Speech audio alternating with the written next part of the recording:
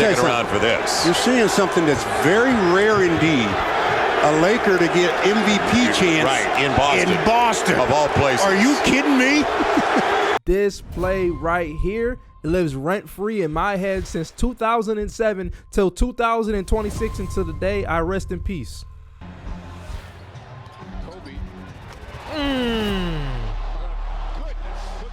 The whole crowd went nuts. Look at that, whole crowd went crazy. And I was there, it was like, this means so much to me. This game is like the most, I've seen so many people play, and this game means so much to me. And they almost cut him off. And Message! Today would have been Kobe Bryant's 48th birthday. So in order for me to feel I can do my due diligence on this channel, I said I have to share my experience watching 2007 prime Kobe Bryant score 43 against the Boston Celtics, and I got to witness this. So let me tell you a little background. But before we get into the background, and before I even show you and give you some analyzing clips of this actual game, I wanted to show you a couple of my favorite Kobe's right here. So the Rucker Park edition Kobe Air Force One. He played in Rucker Park with the mid-top.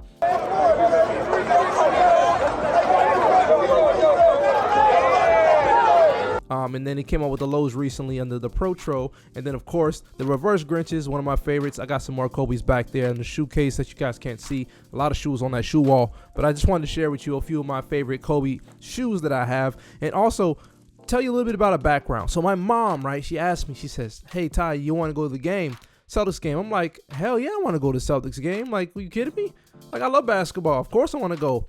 And she goes, I'm like, who they're playing? She's like, I don't know. I think they're playing the Lakers. I'm like, the Lakers? Oh, yes. We got to go. So we're going to the arena, right? I'm thinking nothing of it. I know my sister got these tickets, basically gave them to my mom, and she was working for these wealthy people. I mean, these people were millionaires, and they had season tickets. So I'm like, okay, maybe they have some nosebleed seats or whatever. We get to the game, guys. We're going down and down and down and down. I'm looking. I'm like, we're like 8 to 10 rows from the court. I'm like, these are the greatest seats I've ever sat in. I see Lamar Odom and Andrew Bynum just standing tall. And I'm looking at them like, yo, these guys look like giants, like complete giants. So I'm just giving you a play-by-play of what's going on. But before we get into the video of Kobe scoring 43 and getting MVP chance, let me give you a little backstory on what happened before this game. Well, Kobe Bryant unable to play last night because of this play right there. Watch Kobe's right arm as he comes back and gives a little whack to Manu Ginobili. At the time, a foul was not called, but later he was suspended for 1 game. Talked to Kobe Bryant before the game about his suspension. You know, he said he still had yet to get an answer from the league as to exactly why he was suspended for the play against Manu Ginobili the other night of the San Antonio Spurs. So as you can see, we have a fired up Kobe, really pissed off. He loves playing, you know, against the Knicks in Madison Square Garden. That's like, I mean, come on, that's like a playground for him. He has some big games, some big moments playing on Broadway. I mean, come on, that's what Kobe lived for. But let's get into this game. This is January 31st, 2007. Andrew Bynum controls the tip, and quickly it comes in the forecourt to Radmanovich, who's going to be picked up by Jefferson. So you see this clip right here? Bryant comes from the I want to say I was behind, like the bottom corner of the screen, watching from that angle, like the bottom right corner from that angle that we just saw. Big Al learning to play against a 7-footer, and there's Kobe just coming from That's that bunch of all-time defense teams right there, as you can see, showcased. Parker leads the Lakers in made threes. You would think that would be a category that might belong to Kobe. Another underrated thing about Kobe, he was always pretty much leading his team in assists on all his championships. People don't realize that. First touch of the game and knocks down 2. Inside the perk. The best parts of this video are at the end of this clip. So if you guys want to watch the full clip for me to express everything, the ending of this clip, like the last few minutes of this game, is like the most memorable thing I can ever like remember when it comes to basketball. And I've seen LeBron play a few times, I've seen Melo play a few times, I've seen Kobe play once, I've seen AI play, I've seen Gilbert Arenas, I've seen a lot of players play.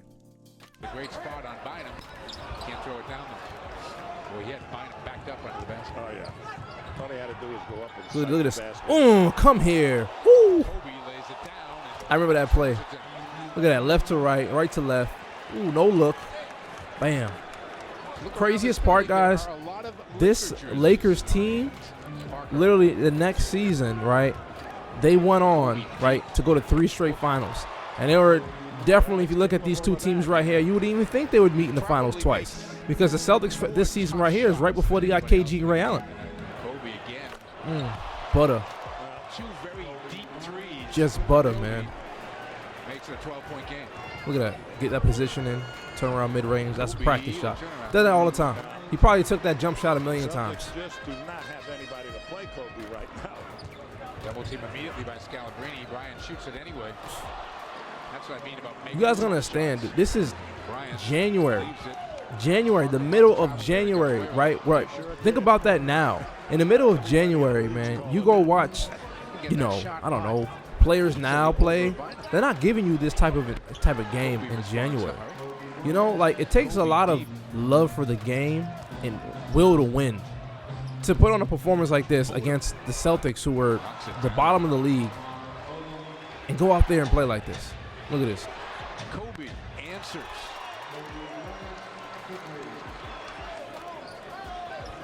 Look at that.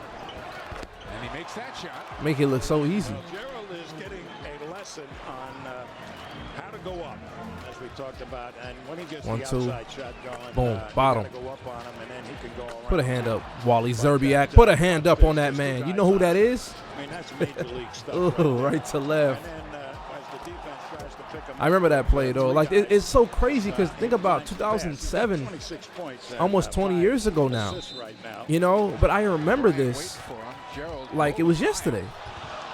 Every part of this game. Play by Evans, I think, or Parker, one of the two. That was a lucky shot. Evans gets a kind roll.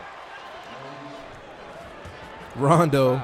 That's early Rondo, before everyone knew that he was going to be one of the best point guards ever. Loses it. Didn't know that. Look at this. Look at this part right here. Kobe measures. Look out. I wish you guys could hear the roar. And look at the fans. Like, the roar of this game. Every time Kobe did like a tough shot, the crowd was like in a frenzy. It was like, oh, you could hear it. It was like vibrating. Like, so many people were just in awe of this man. Like, there's a certain swagger when Kobe is in your city and AI was in your city in certain plays, because you knew they were going to come and bust your team's ass. And it came to play. They actually wanted to put on a show for the fans. They'd play hurt. They'd show up to the games and play hard on a game in January. That's why he's Kobe Bryant. Look at this. South lost it as they were going for the last shot. This is another Never forget long this shot. bomb by Kobe, and it was well on its Bam. way as the clock went off. So Kobe now is 30. Yep. So, like, if you look, I said, like, right here, I'm essentially, you know, where his elbow is pointed, that's where I was sitting. He's 8 for 15 from the field. He's taken 13 free throws. 7 in the shot. This is such a great experience, man. They go to Bryant. I wish everybody could have this experience, really. Radmanovic, man, he used to have a sniper. He used to be a sniper. I've been playing with him in 2K7. Practically nicked Kobe. Look at this. You hear Tommy Heinsohn? What a walk. Not a walk. 1, 2, boom. It's funny because this is so long ago where the Euro step was still new. I think only Ginobili was using it, and obviously Kobe. But at the point in the NBA, man, it was like, you know, sorcery. It's like witchcraft. Like, what are you doing? How'd you do that? Like, different. And it's funny because Kobe had this in his bag in 2007, but he never really used it. Like, his skill set was so, like fully developed. Think about that, right? It's just 2007. The NBA players weren't really using a Euro step. The only person I could think that would use that was Ginobili. But other than that, Kobe never really used a Euro step like this after this. So this man had a Euro step in probably 06, 07 season, but didn't really even put it into play. But he just had it in his bag. And I bet you he practiced that shit all summer. He probably did that Euro step thousands and thousands of times just for him to use it occasionally. That's how much this man dedicated his life to basketball. To Bryant, to Parker. So much Parker was leading the Lakers in threes. That's crazy. Kobe backs up a bit. Look at this. Look at this shot, bro. Look at this. Look at the degree of difficulty, bro. Bottom of the net, over 2 people running into the open spot. 7 on the clock. Kobe. Yo, the crowd pops, bro, when Kobe plays. I mean, the shot clock was winding down, and there's Gerald. Gerald Green had, oh man, put a hand up, bro. I mean, you can't even do nothing, bro. You give him too much space, he'll J you. You crowd up on him, he gonna go by you. 6 for 8 from 38 points. Yeah. Look at this right here. This play right here. This play right here lives rent-free in my head since 2007 till 2026 until the day I rest in peace. Kobe. The whole crowd went nuts. Look at the whole crowd went crazy. And I was there. It was like, this means so much to me. This game is like the most. I've seen so many people play, and this game means so much to me. And they almost cut him off. And they take away the strong side, and somehow or other, Look at that. with a super leap, I mean, Look at that. Boom. weak side, Right on and your then head. slams it. Wow. Another one before the game even ends. Look at that.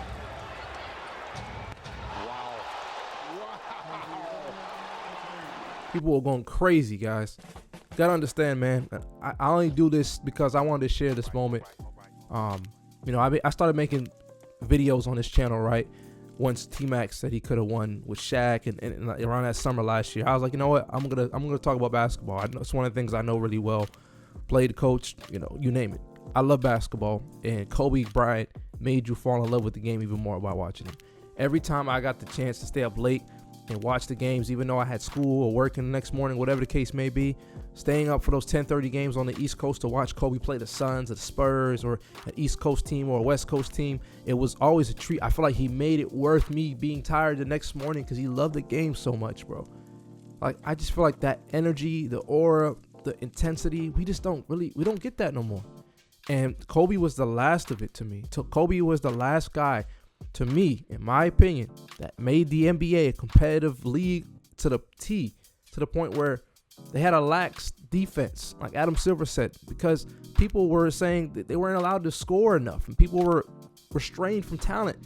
Well, do you know that Kobe averaged 35 in one of the toughest, if not the toughest defensive eras ever?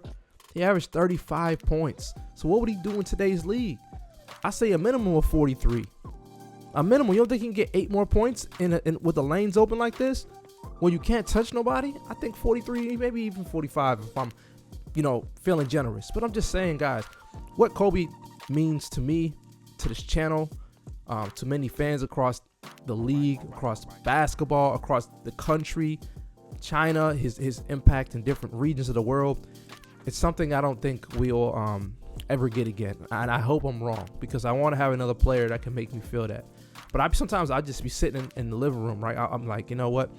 There's no game on. What I'll do, I'll go watch some of the series. I'll go watch the 09 series against the Western teams. I'll go watch the 2010 series, especially that series against the Suns in the conference finals where he slaps what's his name, Alvin Gentry, whatever. He slaps does him a pat on the butt and he hits that clutch shot over Grant Hill, up fake, and he just jays him. Like, I remember these moments. I remember watching Kobe and on ESPN, like, you know, coming home after school, and you got the top 10, and like around 06, 07, when he was just on a tear, he had that shot against Portland in that overtime game where he's in the corner, he goes to one side, another defender comes to the other side, he dribbles it, and he just turns around 3-ball. Like, the degree of difficulty that he would like take shots with, it was something that I felt like no one's made tougher shots than him. And the reason why I think it's so amazing, because, you know, you'll hear so many people say, well, you know, Kobe has a 45% field goal percentage, but it's like, go look at the shots that he took. Now think about other players across this league.